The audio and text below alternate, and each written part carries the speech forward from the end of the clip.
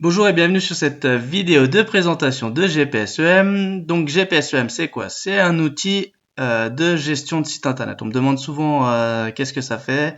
Je pourrais pas répondre en une petite vidéo tout ce qui est présent dans l'application. Donc cette première vidéo, elle est là pour faire une présentation générale et des quelques fonctionnalités un petit peu, on va dire, indépendante de l'application, et viendra après 4 autres vidéos où on présentera vraiment en profondeur l'outil, comme ça vous pourrez comprendre. Donc l'outil, c'est vraiment un outil complet de gestion de site internet qui inclut le SEO, la génération de contenu, l'audit technique et bien sûr les statistiques.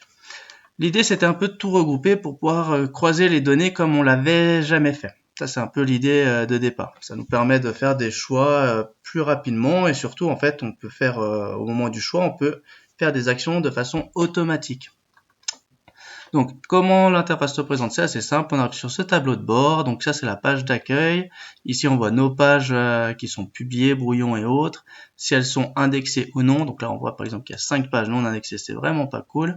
Et le délai moyen d'indexation. Le délai moyen d'indexation en général, faut pas trop en prendre compte parce qu'il tient compte de la date de publication et du premier test dans l'outil.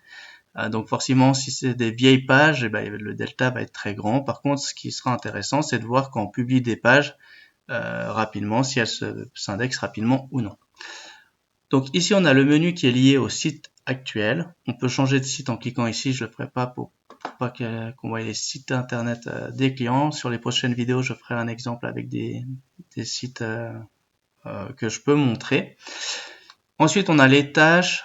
Là, c'est des spots de liens type annuaire, forum et autres. Donc ça, cette liste, elle n'est pas à jour depuis 12 mois, là, 12-13 mois. Mais on va y retravailler pour remettre à jour ça. Nos sites, c'est pour la liste de tous nos sites et les pages. En fait, on voit aussi les pages publiées et les pages en brouillon. Ça nous permet de savoir si par exemple un de nos sites n'a rien de prévu pour les prochains jours. Comme ça, on peut les travailler dessus. Les flux RSS, en fait, ça c'est un générateur de flux RSS multi-sites. C'est-à-dire que tous les sites de votre entreprise peuvent faire un méga flux RSS. Vous pouvez choisir aussi le délai d'apparition de vos articles dans ce flux RSS, c'est-à-dire que, d'écart entre, c'est-à-dire que si vous mettez par exemple 1 heure, 60 minutes, ça veut dire que si 2 articles sont publiés en même temps, il y en a un qui sera dans le flux RSS décalé d'1 heure pour que la diffusion sur les réseaux sociaux, les outils de push et autres, par exemple, ne s'interfère pas, parce que parfois, si on utilise des flux RSS, par exemple, pour les outils de push, on a envie que nos push ils aient une certaine durée de vie avant d'en avoir un autre qui apparaît entre-temps. Les leaks, c'est le knowledge graph. On y va juste après. Donc là, ici, on a juste aussi le profil. Dans mon profil, ici, on voit donc son profil. On peut modifier les paramètres de l'entreprise, ajouter un site internet ou modifier son mot de passe ici. Et ici, en fait, il y a 2 choses intéressantes. Donc, Black Hat, c'est pour quelques opérations type PopCache, Roller Ads, pour pousser les articles. Donc ça le masque ou non, si vous voulez justement ne pas utiliser si vous avez des doutes et que vous voulez pas faire de choses qui sont Black Hat, vous cliquez là-dessus et ça sera fait. Et enfin, les profils, c'est parce qu'il existe donc 4 types de profils: technique, contenu, marketing et analyste. Et tout simplement, si on clique sur contenu, eh bien, on n'aura que dans notre menu des choses liées à la création de contenu, et ainsi de suite. Donc là, on veut tout, ça c'est pas un souci pour moi. Voilà. Alors, les leaks et Knowledge Graph, alors ça c'est simple. Donc Knowledge Graph, c'est une interrogation du Knowledge Graph. Donc si on met par exemple Arnaud de Curninge, on aura notre interrogation qui est faite avec les différentes entrées dans le Knowledge Graph de Google. Si on clique sur la fiche, on ira directement sur la fiche de l'entité pour laquelle on a créé. Donc là, on voit par exemple, c'est mon entrée dans le Knowledge Graph. J'ai pas encore mon entrée qui affiche de partout, mais on voit que j'ai quand même une entrée. Un autre lien qui n'est pas présent là, parce que je suis en train juste de corriger 2-3 petits bugs, mais je vais vous quand même le montrer. C'est le mode cocon pour la liaison entre les entités. Si par exemple je mets tomate et que je mets 24 entités maximum, donc c'est le nombre d'entités maximum, eh bien on voit que je vais avoir tous les champs de tomates, tous les champs qui sont liés à l'entité tomate dans le knowledge graph. Donc c'est lié au knowledge graph, hein, qu'aux entrées dans le knowledge graph de Google. Et puis on voit comme ça. Donc généralement ce qui est utile, ça c'est si on doit parler d'une entité, par exemple la vipère ou la vipère de Russell, et ben on sait qu'il faut mettre plusieurs comment dire, entrées dans le knowledge graph dans le texte pour que Google comprenne bien de quelle entité on parle. Donc par exemple, si on voit la vipère heurtante, c'est bien de parler de la vipère,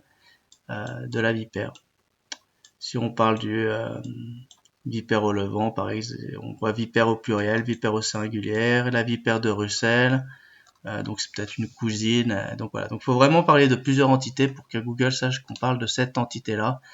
Ça marche pas mal avec Google Discover.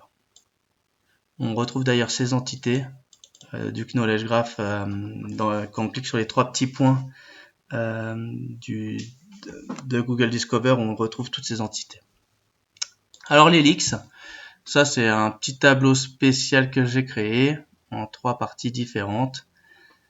La première, c'est une vue complète des data leaks. Donc c'est juste les fonctions, donc on peut se balader de fonction en fonction. Par exemple là j'ai été sur Paradox Data, donc ici on va récupérer les champs de Paradox Data, ils sont traduits en français. On voit donc tous les champs traduits. On peut s'amuser à filtrer par exemple des choses qui potentiellement vont servir par exemple à Discover ou à Google News. On peut aussi mettre un « et ». On peut voir si c'est lié aussi par exemple au maillage interne et ça va à chaque fois nous faire des champs différents. Donc c'est des fonctions qui ont un impact pour ces fonctionnalités-là.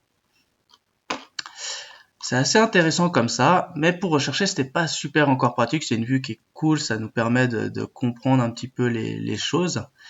Mais la fonctionnalité qui est assez cool, c'est la fonction tableau qui regroupe tous les attributs des data leaks.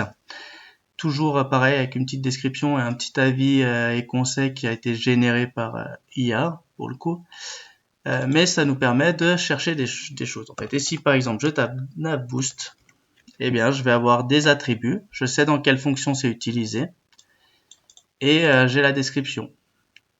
Et donc après à nous de voir qu'est-ce que ça fait, distance, QBST, ainsi de suite. Donc après pour rechercher des informations quand on a des doutes sur comment Google fonctionne avec les data leaks, c'est assez pratique, ça nous permet d'aller chercher des choses. Donc après vous pouvez vous amuser à lire et taper des choses comme score par exemple.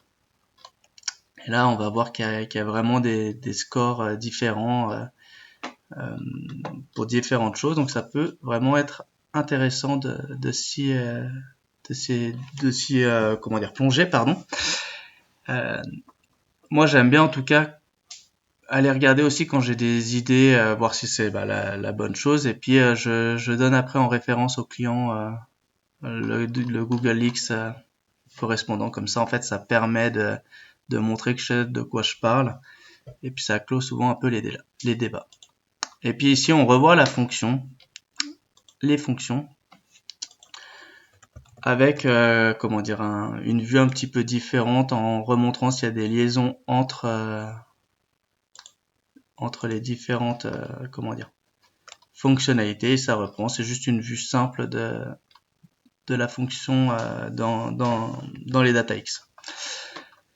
Ensuite, on va passer au menu de gauche. Donc le menu de gauche, c'est assez simple. On a la partie contenu qui est là pour créer des pages. On peut créer à partir de différentes façons, soit depuis un mot-clé, soit depuis un flux, SEMrush. On peut importer une URL depuis la Webpack. Ça, c'est pratique quand on remonte des sites internet. On peut bien entendu faire son planning éditorial. Et ça, c'est assez cool. Parce que par exemple, on peut dire que je veux 3 posts par jour. Alors là, ce serait un petit peu exagéré, mais on va le mettre comme ça. Que c'est entre 8h et 21h. Tous mes articles, voilà. On va laisser tourner. et j'ai mon planning type de la semaine qui est généré. Ça a d'autres utilités, on verra ça dans une autre vidéo quand on fera le mode contenu avancé. Dans SEO, on a les mots-clés. Les mots-clés, ça c'est assez intéressant parce que ça nous permet de trier nos mots-clés.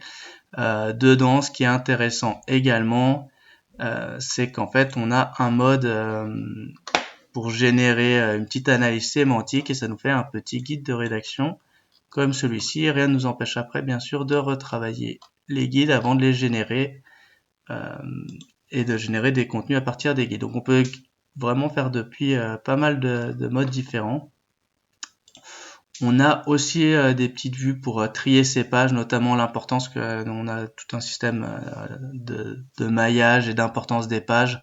C'est nous qui définissons quelles pages nous paraissent stratégiques ou non, et c'est là où cette vue est intéressante parce qu'on a beaucoup de pages, pardon.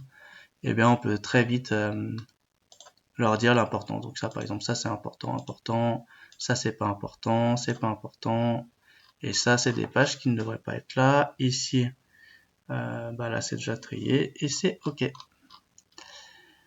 Donc SEO, j'étais SEO en plus. Donc il y a les mots-clés, il y a le maillage, donc des outils pour faire le maillage interne, des outils pour suivre le maillage externe. Dans la technique, c'est plutôt lié à des audits type Screaming Frog. On a des vues qui peuvent être vraiment sympas, telles que le radius du site. Donc là, on va juste laisser tourner quelques instants. Ça met un petit moment. Donc là, l'idée, c'est que ça clusterise les contenus en fonction de la thématique et ça essaye de les regrouper pour voir si en fait la thématique du site est respectée. Et ça nous permet après voilà d'avoir donc les pages comme ça. Donc on voit nos pages. On peut voir celles qui ne sont pas indexées si y avait un problème ou pas. Donc là,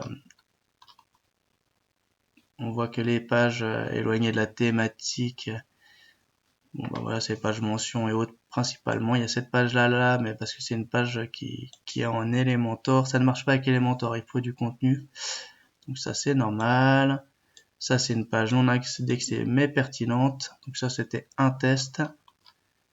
Et voilà, donc ça c'est des exemples de vues qu'on a. Il en existe d'autres, le cluster par page. Là, ça va nous permettre d'avoir une clusterisation et justement d'avoir après cette fois-ci des clusters vraiment définis et d'avoir le pourcentage d'indexation des pages dans le cluster. Alors ça, c'est intéressant parce que ça nous permet très rapidement de voir si certains clusters s'indexent bien et d'autres non. Et quand un cluster n'est pas bien indexé, par exemple, on peut se douter que ça tire la qualité du site vers le bas. Les statistiques, alors là les statistiques il y en a vraiment beaucoup, on pourra pas tout faire là de nouveau, c'est pas le but de la vidéo. En fait c'est des choses qui sont liées soit avec la Search Console, soit des croisements de données entre les catégories, les personas, etc. Et bon celui-là n'est pas dans Discover bien sûr, mais si on a par exemple un tableau de bord spécial un peu pour Discover, on le montrera dans une autre vidéo avec un site Discover que je peux montrer. Et puis voilà. Dans marketing, donc là, il y a plusieurs choses. Donc ça, c'est des choses qu'on peut rentrer tout seul. Il faut savoir que l'outil, au début, il était utilisé dans notre agence. Donc on se servait de ça en disant au client, voilà, quels sont vos objectifs, quels sont vos concurrents. Et on rentrait, on faisait des questions directement à nos clients. Donc on a laissé ça, même si c'est pas utile pour tout le monde. Une partie, par contre, qui est utilisée pour beaucoup de gens, c'est la partie persona.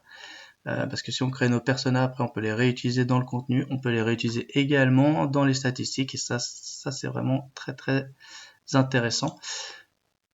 On a aussi mis les plans de tagage et listes UTM si on veut garder ça en mémoire, ça c'est assez cool aussi. Dans les gros sites, ça peut vite être infernal de s'y retrouver, donc ça on fait notre plan de tagage et comme ça on retrouvera les informations. Enfin on a bien sûr les paramètres du site internet. Ça nous permet de se synchroniser au site, de créer quel utilisateur a accès ou non au site internet. Et puis on peut synchroniser les données tout simplement. Voilà. Donc l'outil, c'est vraiment un outil qui est très complet. On peut pas présenter ça en 15 minutes. Là, le but c'était vraiment d'avoir une première vidéo juste pour que vous sachiez vraiment les grandes lignes. Et eh bien, on va faire la prochaine vidéo qui est la gestion et la génération du contenu. Merci à vous, à bientôt.